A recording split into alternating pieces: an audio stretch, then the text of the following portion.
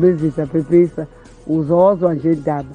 Uma wena ndaba ukulesi simo kuso ngoba ungakathathi kufanele kubekwe wena. Thina amaZulu siyazi ukuthi awukwazi ukubekwa ungakathathi.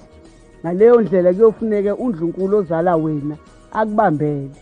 Salungisa isimo sokuthi wena ugcina uyilokho okufanele kwenzeke. Akho-ke mina ngibuke indaba ngakuthi kube yileso simo ngoba by the right ndaba isilo kufanele siphume emzini waso. Umuzi wesilo wodwa nje lesi sikhothemele. Uwodwa nje ndaba ukhangela amankengane. Awukho omunye. So-ke inkosana befunela iphume wakhangela amankengane. Uma ingakaganwa-ke ndaba yini ebekufanele yenziwe? Ngoba bengeke kuthatha umfowabo wesilo kuthiwa akayibambele. Bekungeke kulunge ngoba isilo naso siyazi ukuthi kwabanzima kanjani kade sibanjelwe uyise waso kungasaqheleki esihlalweni. So-ke bekufanele ndaba, kufanele nje ndaba. Buke nje ngeso lobudala bekufanele ingane ibanjelwe unina kuze kufike esigabeni sokuthi sekubekwa yona ingane. So besinawe ndaba izobekwa. Kodwa kwamanje kusabamba unina ngenxa yalesimo engisibika kuwo. Ehlisa umoya nje indaba uzokuzwa futhi kunjalo nje indaba. Nanokuthi-ke ndaba yalokothwa lengane. Yabo lezophatha ndaba yalokothwa. Lo nothi yena begade kwadla amahlahla ngiyamdabukela impela ngoba isintu sithi udla amahlahla yikhohlwa. Benolindi uZulu yikhohlwa. Benondi uNdlunkulu bafa bahamba ngolayini wasekhohlwa. uNdlunkulu wakhetha omthandayo uhamba ngendlunkulu. Indlunkulu efakwa kuye elandelayo ile yakwakhangela. Elandela lapho ileya umchiza. Kuhamba ngogwethe kubo. Ngakho-ke beyivele inkosana ingeke iphume kwadla amahlahla bondaba. Noma bese siyakhala noma besithanda kangakanani ibingeke ngoba basekhohlwa. Vumani-ke bondaba nihlisa umoya. Yalokothwa le okuyona ofanele ithathe. Ayikazi ibelethwe ngembeleko. Wafika bona la benibashoyo inyandezulu bazobikela ibhejani ukuthi akuhanjiswe isikhumba sengwe. Ibelethwe ngesikhumba sengwe. Noma idlali sigaqa igaqele esikhumbeni sengwe. Kwakusho ukuthini-ke lokho?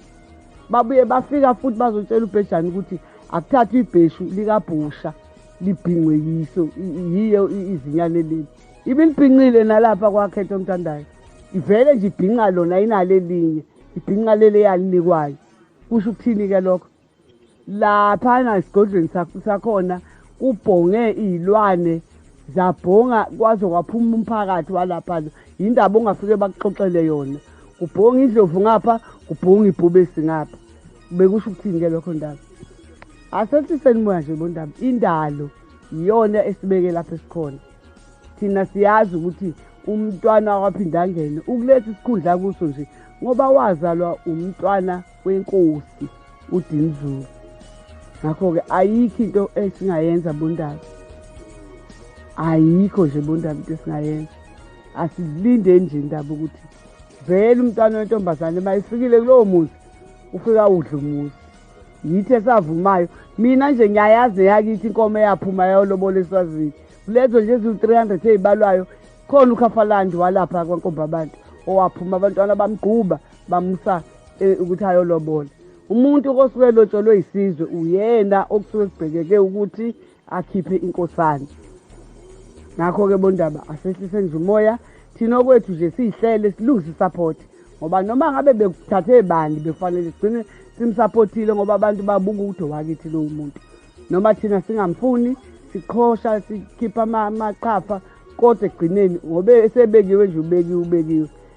Angikho kithi esingayisho uma kuthiwa isigcisha isilo futhi kudala kubalwa abantwana ababekhona leyo nto isilo sikhuluma nabo abangasekho. Uyababona nje umntwana uNohlahla, umntwana wakwaZashiya, umntwana Clement, umntwana Derrick. Uyabona kwakudala kanjani? Indala lento akuyona namhlanje. Asiwemukeleni bondaba akukho esokushintsha. Mina ngiyanicela nje ukuthi nina nilungisani support ngoba ngizondinga ekusupporteni yini. Okunye nokunye ayingangathi asikwazi ukushintsha. Kodwa-ke kuhle-ke ngoba khona lokho ukuthi izindla isondele bazokuhlela ngendlela yakhona. Sizosondela. Sizoyibuza ezinye izinto solithola ithuba. Asijabulele nje bondaba ukuthi isimo sesikanje manje bondaba ezithu.